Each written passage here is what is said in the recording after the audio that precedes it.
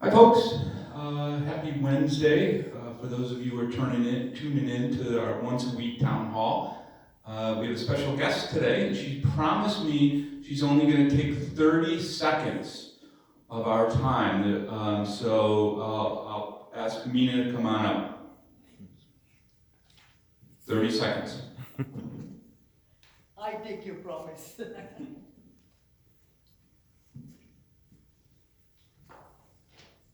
Invitation to the 100th birthday celebration. Good morning and happy St. Patrick's Day. My name is Meena Rustagi and I have been a resident of Bedford since 2016. I would like to thank Rob Wallace for allowing me to speak to you about my neighbor, Dr. Wilma Eggers, who is going to be 100 years young. I am honored to throw this remarkable lady a 100th birthday party and invite all the residents, administrators, and staff of Canterbury Post. Wilma's 100th birthday party has already been announced in March 2021 Canterbury Tales. The party will take place in Coventry Hall on Tuesday, March 23rd, 2021 from 2 p.m. to 4 p.m. I have also 100 years guest book for you to sign and include your well wishes. I will also have the Canterbury Woods photo directory for you to get your pictures from. A gift is not necessary. Your presence is a present itself. Just join us. After a year of celebration, it's nice to celebrate not only Wilma's birthday, but we have two other ladies who have passed the life milestone. And they are my friends. Ruth Lansing is 102 years young, and Betty Bowling is 103 years young. Both ladies are very active, smart, sharp. Mina, you're going over your time. You're going over your time. You're breaking your promise. And my You're breaking your friends, promise. please join us for cake. Mina, The soft drinks, coffee and tea are you're breaking your promise. and brandy. MSB's Associate Editor Samantha Flavel will come at 2 p.m. to record this event. Thank you, and I hope that you can join us. And I kept Rob Wallace's promise. I kept it only 30 seconds. Thank you.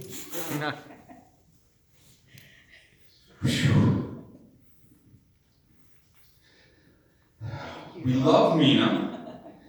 Mina loves to talk. She's a talker. So, That's how only we get results. Yeah. It's a great message. And thank you very much. Gotta have a little fun. Just some regular stuff. So as I promised last week, I'd have definitive dates on dining. And I have those for you. So we talked about this. So the cafes will be open for full service sit down on the 29th of March. Cafes at both Gate Circle and here in Williamsville. That means the folks will be out there cooking as normal and everything will be back to normal. No staff, so just residents will be using the cafes, full sit down, the chairs will be out, tables will be set up. No staff at this point, just residents. Dining rooms will be full service as well on the 29th. Again, that'll be back to 4 to a table. I know that they're, at least for the foreseeable future, going to continue reservations for dinner here in Williamsville. I know that the resident dining committee here is looking at that, so more to come. But dining rooms back to 4 to a table. And so that's great as well. The clubhouse, Lexington Clubhouse, will be open full service on Tuesday, March 30th. So in regular hours, so Tuesdays through Saturdays, as a year or so ago, pre-COVID. So that will be all set as well. So clubhouse, of course, is reservation.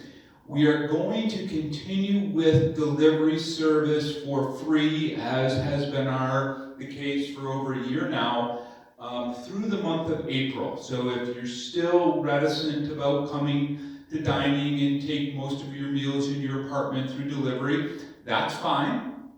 We're happy to oblige you, and we'll continue that service through the month of April for free. Probably starting May-ish, we're going to go back to charging people for that service should they choose to get meal delivery. That plus full service in our dining venues is pretty staff intensive. So, we're hoping that more and more people decide to get their meals as one of our venues.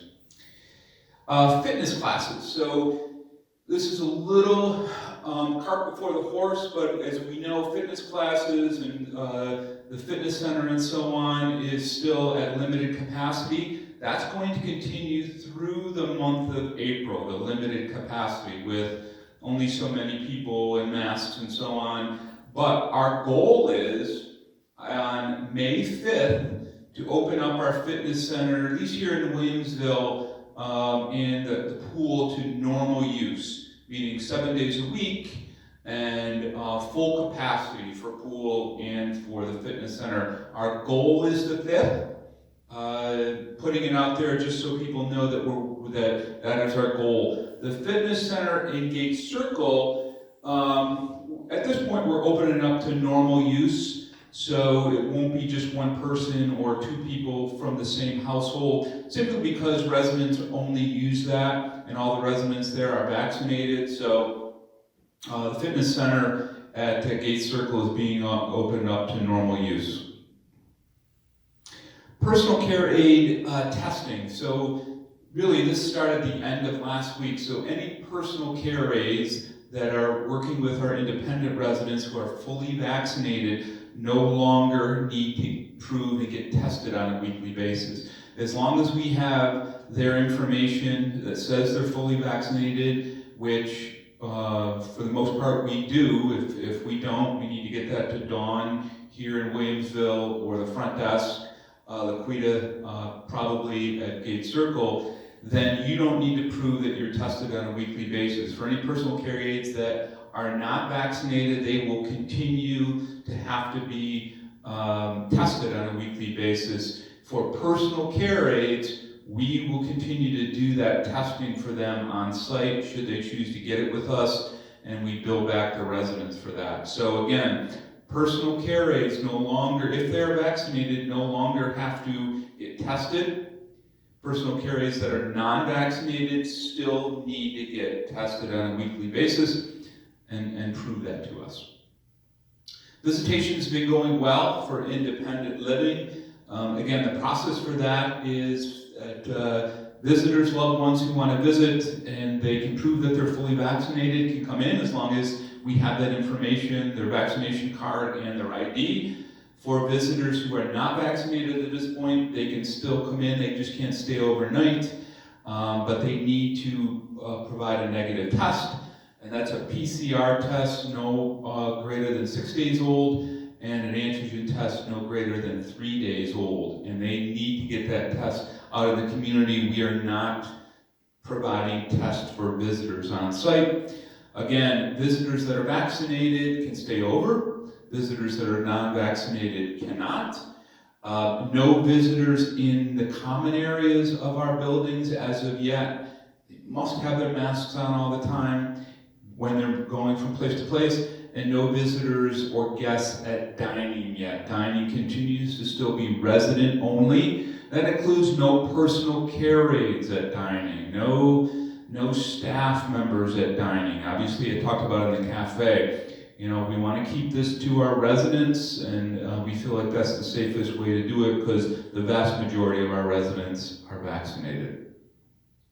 One of the questions that I've had on an ongoing basis is cultural arts and when we're going to start religious services. I can tell you that at this point, not all of the priests or clergy, etc., that normally provide services at Canterbury Woods are vaccinated yet.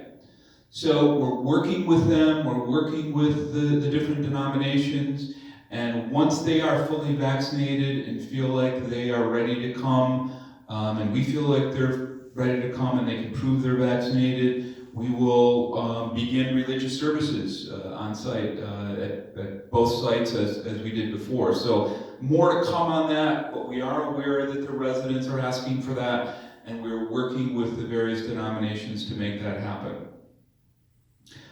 Visitation in assisted living and skilled nursing continues, and as I talked about last week, for both assisted living and skilled nursing, family members can now go onto the units, into the rooms, into the apartments. There's a process for that. People have to get tested and so on, and we can only accommodate so many visitors at any given time.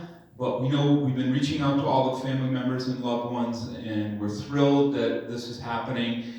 Keep in mind it's case dependent. So, knock on wood, if we get any positive COVID in either the health center for residents or staff members, we would have to shut that down and go through that process. So let's hope that that doesn't happen and we continue to have visitation. One of the questions that I had from family members is, can I bring my loved ones outside and so on? And at this point, you cannot. That's dictated to us by the Department of Health, so keep that in mind. We don't have any control over, can you bring your loved ones off campus from the health center? Can you bring them outside for a stroll? We're fortunate the Department of Health is allowing in-room visitation. So sometimes the Department of Health baby steps is a win. So hopefully that'll continue to evolve over time. I'm sure that it will. The store here in Williamsville, apparently, we know it's opening, I believe, April 1st. It's got a fresh paint job, and it's going to have a lot of more treasures in there. So I guess the committee that runs the store, made up of residents, has renamed it. So the store is going to be called Hidden Treasures. So from here on out, it is no longer the store, which has been the store for 21 years. It is officially Hidden Treasures. So beginning in April, go and search for your treasures here at Hidden Treasures here at Canterbury Woods. If you have any questions about any of this, don't hesitate to email me, rwallace@echa.org. Thank you, and I will be back next Wednesday.